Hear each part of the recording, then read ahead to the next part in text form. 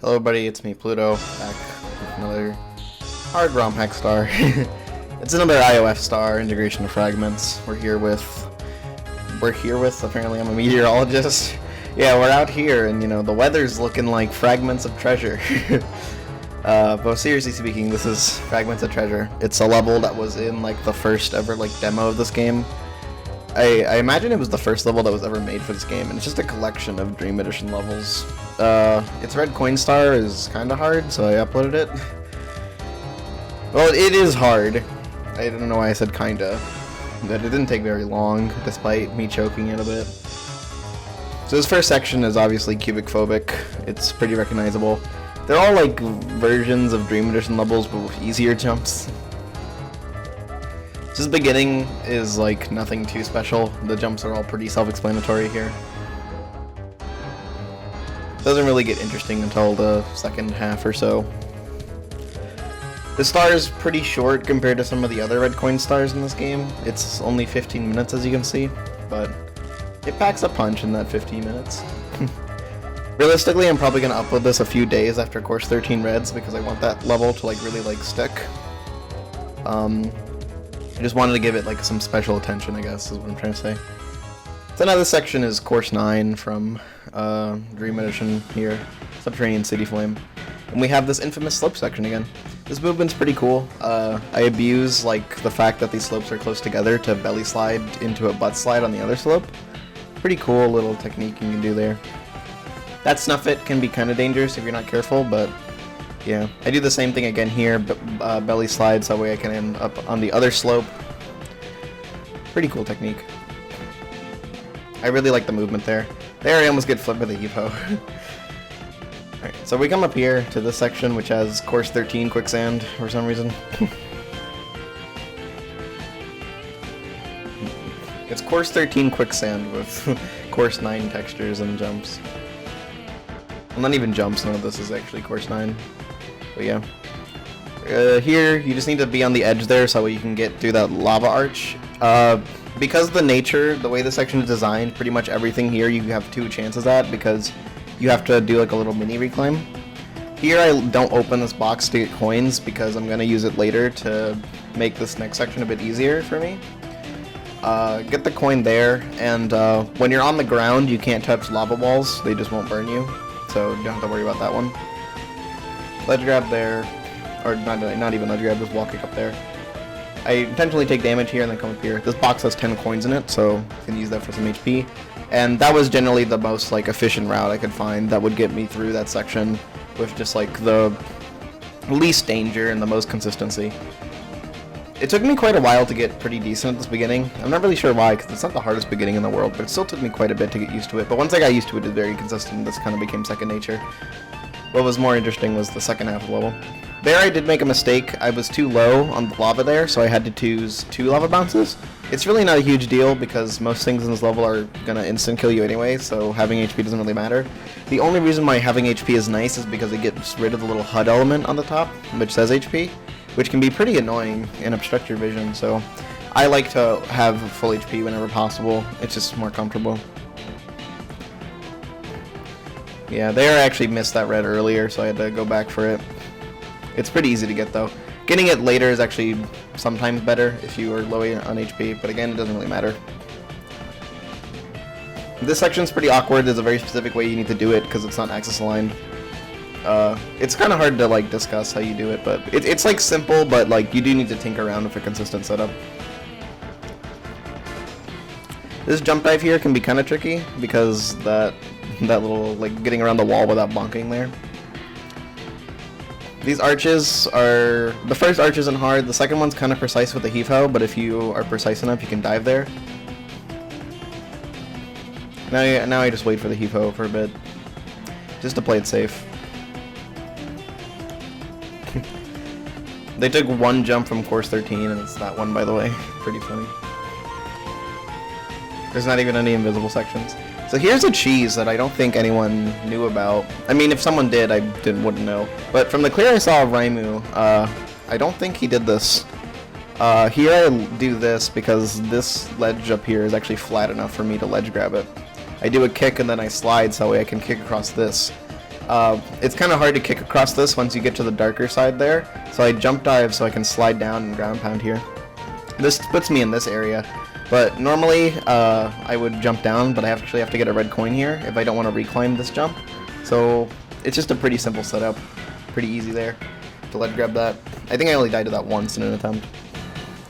Now we're going to get on the jump that killed most attempts that got past 11 out of 22, which is reaching the Bowser 2 section. For some reason, this wall kick section that's coming up right here killed so many attempts. Most of them died to accidental firsties, which is not a fun way to go out, let me tell you. I just died to this so much. It's not even that difficult from it's like an objective standpoint. There's wall kick sections that are harder than this that I didn't die to at the end. But for some reason, I just could not get this down. I kept getting firsties. Like there, I got a firstie and barely lived. The attempt, like a couple attempts before this one, died to that jump because I got a firstie on that last wall kick and overshot the lower wall. This is another thing I think Raimu skips. I think he QSOGs around this or something. I don't know. He did some weird strategies here that I have no idea why he did, but yeah, he's got to do that. Here, the safest way I could do this is just to do a low dive there to get under here. There's a one-way wall here, so I need to be careful around the right side of this because it's going to push me out there. One-way walls will push you like away towards the wall because the game will be like, oh, well, you're inside the wall now, so you have to be pushed out. So you just need to be wary of that and don't get too close. Here we have some wall melancholy action going on here. Good old 72. Here there's two pretty annoying troll stars. The safest way I could get past them was to just go under them. You can go over them, but that wasn't as consistent. Now there's this red coin here. This red coin frustrated me, and I'm going to spend... I never died to it, it just wastes your time, so I'm just going to talk a bit about the star. In terms of time spent on the star took about 1 hour of practice and 3 hours of attempts. I thought it was definitely the hardest thing I've done in this game, but it still wasn't that difficult. Which makes me question how hard this game is to even 182, if like the stars, this is like one of the 3 hardest levels, right, and this didn't take that long. I mean, it was hard, don't get me wrong, but like, I was definitely expecting harder. I didn't struggle with this too much, and that it only took like 4 hours combined practice and attempts, and that's with a death at 22 out of 22, I'll talk about when we get there. To be fair, though, I did spend quite a while on one of the stars later in this level, and that get me pretty good at the level overall. But I really just didn't struggle with a lot of the jumps on the stage. A lot of, like an entire hour of attempts kind of was garbage because I was doing them like past midnight when I was super sleepy and not really focused. And there I finally get the red coin. But in short, like, I don't think this level was that tough. I'm definitely like happy with it, but this is like nothing that I'm going to really think about much afterwards. There's the other 2 levels in this area, like the other 2 like bonus levels in the game, seem a lot more difficult than this one, and hopefully a lot more interesting. Not that this level is bad. This level is pretty good. It has some things I don't like, but I think it's overall a pretty okay level. But yeah,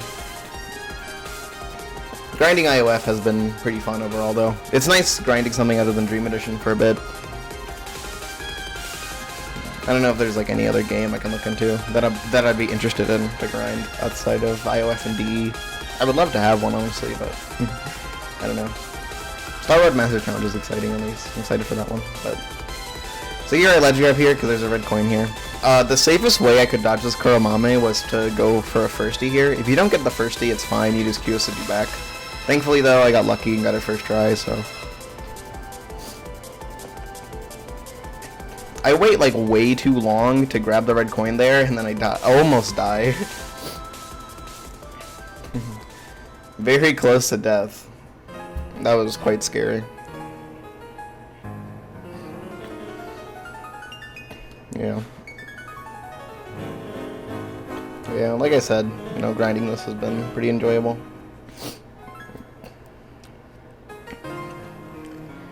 After this, I'm probably gonna like step away from IOF a bit to focus on Dream Edition Final Tragedy Star 5. I'm not 100% sure yet, though. I've been looking at both Star 5 and Final Tragedy and Course 14 Reds because those are the next 2 stars I want to go for. They seem both pretty doable. So hopefully I'll have those eventually. I don't think I'll have Course 14 reds before summer ends, so it'll probably come in like winter, realistically speaking, because I do want to focus on school a lot. This BLJ here is kind of weird. That setup is like pretty consistent. It works like 95% of the time. I wish these BLJs didn't exist. They're very unnecessary and they kind of add an element of like what the fuck to this level. But yeah. So we're coming up on this little wall kick section here, this little wall kick maneuver. But yeah.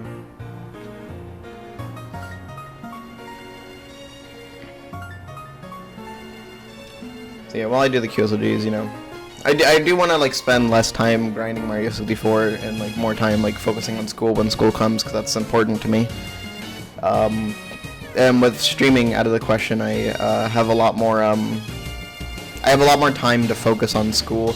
I've actually spent less time playing this game recently. I've been focusing more on playing other games and like talking to friends and stuff, and that's been enjoyable. But I still love this game, and I can't see myself quitting it any time in the near future. I still want to grind all the hard like Dream Edition stars and stuff. It's just what's fun to me. I do this because it's fun. These crossovers are kind of precise. This troll star is easier to dodge than it looks. Here I get stuck on this arch for a fucking super long time. But yeah.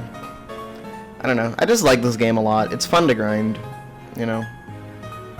With C13 Reds done, I had like a big confidence boost. Like the day I got C13 Reds was already a really good day for me. But right now I'm just fucking happy. I'm really excited for like the future of stuff, and yeah. I know this is supposed to be a post commentary of this level, and I'm talking about like not that, but I mean, what am I gonna do? This level doesn't have a ton of things that are super worthy of talking about. Worthy, I meant more like worthwhile than worthy. It's not like a fucking like knight or something.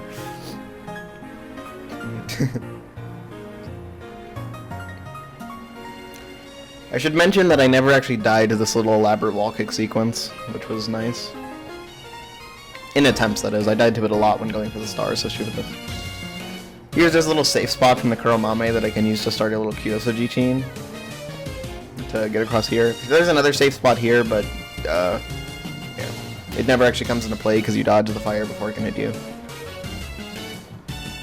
There's going to be one more BLJ maneuver and then the star is going to be over.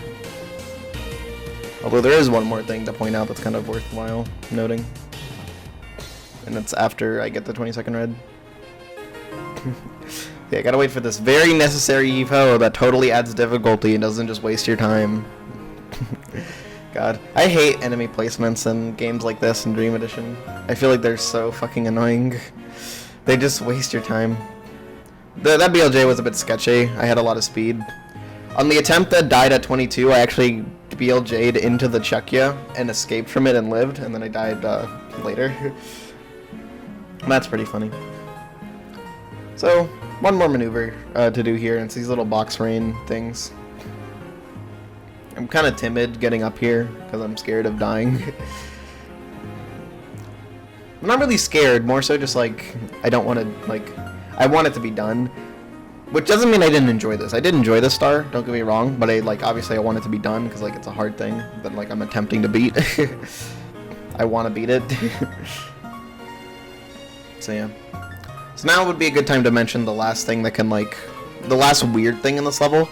For some reason, your game can crash on these boxes, and the condition for the game to crash, in all of my, like, testing, which honestly was only like 10 minutes, if you don't grab the coin that came out of that box I just broke, the game seems to crash 99% of the time. I don't know if that's actually the catalyst for the crash, but that seems to be it. Also, my 22 out of 22 died to that jump there because I was too scared to actually do a chain long jump.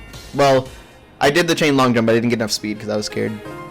Anyways, I'm going to switch to the raw audio. There's not really much of a reaction, but why not? Hope you enjoyed the commentary. See you guys later. Yeah. Yeah.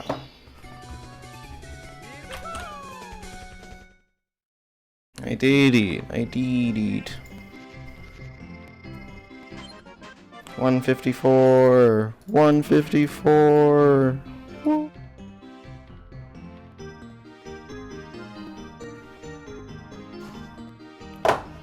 Easy.